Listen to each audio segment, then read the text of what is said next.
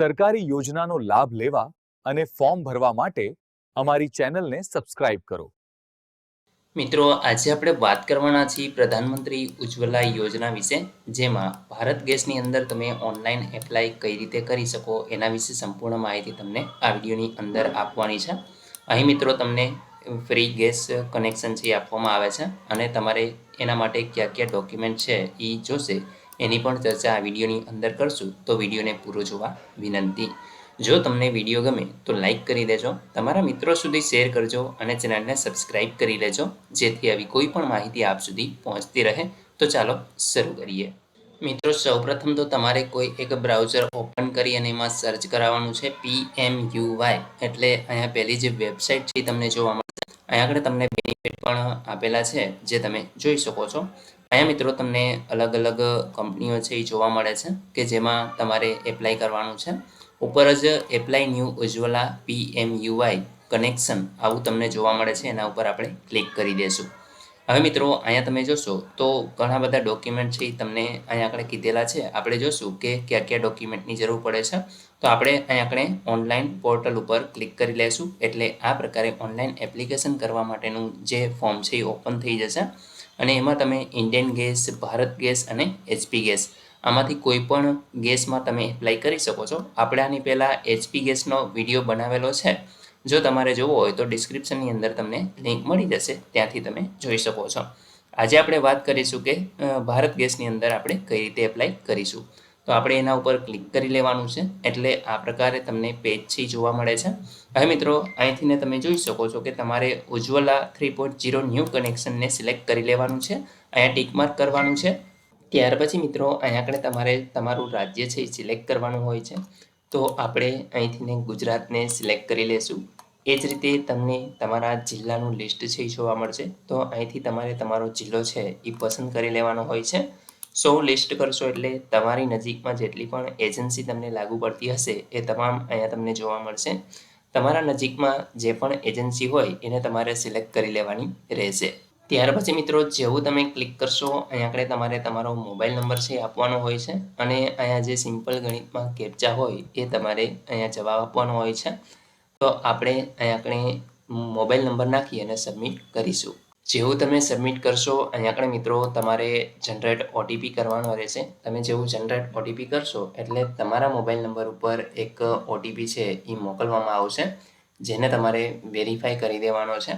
તો આપણે મિત્રો અહીંયા OTP છે એ આવી ગયો છે, આપણે અહીંયા આગળ OTP નંબર છે એને નાખી લઈશું। ત્યાર પછી તમારે અહીંયા સબમિટ OTPના ઓપ્શન ઉપર ક્લિક કરી દેવાનું છે। જેવું તમે ક્લિક કરશો અહીંયા ન્યૂ KYC પ્રોસીડના ઓપ્શન ઉપર તમારે ક્લિક કરવાનું છે। હવે મિત્રો, અહીંયા આગળ તમે માઇગ્રન્ટ હોય તો યસ કરી શકો છો, બાકી નો ઉપર જ ક્લિક રહેવા દેવાનું છે। તમારે અહીંથી રાશન કાર્ડ સિલેક્ટ કરવાનું છે, રાશન કાર્ડનો ID છે એ અહીંયા તમારે લખવાનું રહેશે અને અહીંયાથી તમારે તમારું રાજ્ય છે એ સિલેક્ટ કરવાનું છે અને ત્યાર પછી અહીંયા આગળ મિત્રો તમારે જે પણ કેટેગરી લાગુ પડતી હોય એ કેટેગરી તમારે સિલેક્ટ કરવાની છે અને ત્યાર પછી પ્રોસીડના ઓપ્શન ઉપર ક્લિક કરી દેવાનું છે। તો આપણે મિત્રો અહીંયા રાશન કાર્ડ નંબર લખી દઈએ છીએ, ત્યાર પછી પ્રોસીડ કરશું। જેવું તમે પ્રોસીડ કરશો આ પ્રકારે પેજ છે ઓપન થઈ જશે। તો અહીં મિત્રો એવું કહેવા માંગે છે કે જેટલા પણ 18 વર્ષથી ઉપરની વયના જેટલા લોકો છે એમના આધાર કાર્ડ છે તમારે અહીં આગળ આપવાના રહેશે અને અહીં આગળ જે વ્યક્તિ ફોર્મ ભરે છે, એટલે કે એક મહિલા ફોર્મ ભરે છે, તો એના પછીના કેટલા વ્યક્તિઓ કે જે 18 વર્ષથી ઉપરની એજના છે તો એ અહીં આગળ તમારે લખવાના છે। માની લો કે 4 મેમ્બર હોય તમારા ફેમિલીમાં, તો એક વ્યક્તિ એ બાદ થઈ જશે અને ત્યાર પછીના જેટલા પણ 18 વર્ષથી ઉપરની વયના હોય તો અહીં આગળ એ લખવાના છે। જેમ કે મારે અહીં આગળ 4 વ્યક્તિઓ છે, તો એ એક ફોર્મ ભરનાર વ્યક્તિ અને બીજા 3, એમ ટોટલ 4 થશે, પરંતુ તમારે અહીં આગળ 3 જ લખવાના થશે।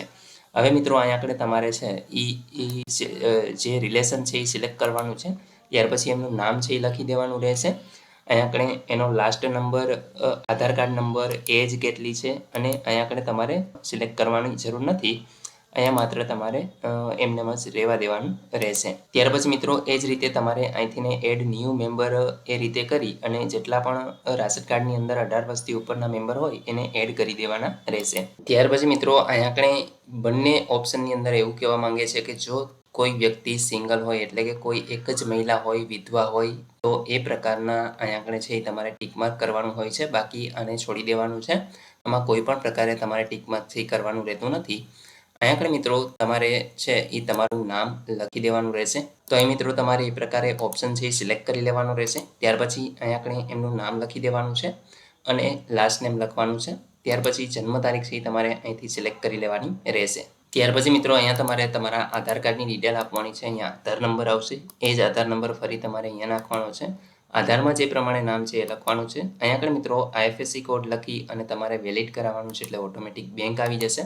અહીંયા આગળ બેંકનું એકાઉન્ટ કયા પ્રકારનું છે, સેવિંગ કે કરંટ, એ સિલેક્ટ કરવાનું રહેશે. ત્યાર પછી અહીંયા આગળ બેંકમાં જે પ્રમાણે નામ હોય એ લખવાનું છે. અહીંયા બેંક એકાઉન્ટ નંબર અને એ જ નંબર ફરી તમારે કન્ફર્મ કરી દેવાનો રહેશે. ત્યાર પછી મિત્રો તમારે બાટલો છે એ 5 કિલોનો જોઈએ છે કે 14.2 કિલોનો, તો એ તમારે અહીંથી સિલેક્ટ કરી લેવાનું રહેશે. ત્યાર પછી મિત્રો અહીંયા આગળ નીચે તમે જોઈ શકો છો, જો તમે શહેરી વિસ્તારમાંથી રહેતા હો તો અર્બન સિલેક્ટ કરવાનું રહેશે અને ગ્રામ્ય વિસ્તારમાં રહેતા હોય તો રૂરલ સિલેક્ટ કરી લેવાનું છે. અહીંયા આગળ તમારે તમારો જિલ્લો છે એ પસંદ કરવાનો રહેશે. અહીંયા આગળ મિત્રો તમારો તાલુકો છે એ તમારે પસંદ કરવાનો છે અને ગામનું નામ છે એ તમારે અહીંથી સિલેક્ટ કરી લેવાનું રહેશે. તો આપણે અહીંયા આગળ સિલેક્ટ કરી લઈએ છીએ. ત્યાર પછી મિત્રો અહીંયા ડિક્લેરેશન છે તો આના ઉપર તમારે ટિક માર્ક કરવાનું છે અને સબમિટના ઓપ્શન ઉપર ક્લિક કરી દેવાનું રહેશે. મિત્રો તમે જોઈ શકો છો અહીંયા ઉજ્જવલા રિક્વેસ્ટ સક્સેસફુલી એડેડ આવો મેસેજ છે એ તમને જોવા મળશે. આ રિક્વેસ્ટ આઈડી નંબર છે અને તમારે નોંધી લેવાનો રહેશે અને ભવિષ્યમાં તમારે જ્યારે પણ તમારું સ્ટેટસ છે એ તપાસવું હોય ત્યારે મિત્રો તમારે આ નંબરથી જ તપાસવાનું રહેશે. હવે મિત્રો અહીંયા આગળ તમારે ડોક્યુમેન્ટ છે અપલોડ કરવાના છે. તમે જોઈ શકો છો click here two document upload Ujjwala 3.0 KYC document. તો આ ઓપ્શન ઉપર આપણે ક્લિક કરી લેશું. અહીંયા તમે જોઈ શકો છો એક તો તમારું જે રાશન કાર્ડ છે એ તમારે અપલોડ કરવાનું છે, આધાર કાર્ડ અપલોડ કરવાનું છે. ત્યાર પછી મિત્રો એક ડિક્લેરેશન ફોર્મ જે હું તમને ટેલિગ્રામની ચેનલમાં છે એ અપલોડ કરી દઈશ અથવા તો ડિસ્ક્રિપ્શનમાં પણ તમે ચેક કરી શકો છો. ત્યાર પછી અહીંયા આગળ ફેમિલીના આધાર જે ડિટેલ છે એ અહીંયા આગળ તમારે અપલોડ કરવાની છે અને જેટલા પણ મેમ્બર હશે એ તમામના આધાર કાર્ડ અહીંયા અપલોડ કરી દેવાના રહેશે. મિત્રો આ જે આધાર કાર્ડ છે એ 300 kbpsની અંદર જ તમારે અપલોડ કરવાના હોય છે. તો એની સાઇઝ અહીંયા આગળ તમે જોઈ શકો છો.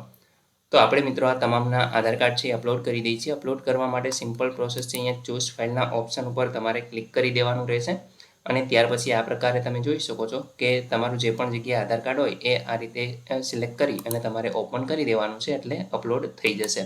તો આ મિત્રો તમામ જે ડોક્યુમેન્ટ છે એ આપણે અપલોડ કરી અને આગળ જોઈએ. મિત્રો અહીં તમે જોઈ શકો છો બધા જ ડોક્યુમેન્ટ છે એ અહીંયા સિલેક્ટ કરી અપલોડના ઓપ્શન ઉપર ક્લિક કરી અહીંથી તમે એને જોઈ પણ શકો છો અને જો કોઈ ખોટું થયું હોય તો અહીંથી ડિલીટ પણ કરી શકો છો. ત્યાર પછી મિત્રો અહીંયા ટિક માર્ક કરી દેવાનું છે. તમામ જે માહિતી તમે આપેલી છે એ સાચી છે એ પ્રકારે તમારે ડિક્લેરેશન આપવાનું છે અને સબમિટના ઓપ્શન ઉપર ક્લિક કરી દેવાનું છે.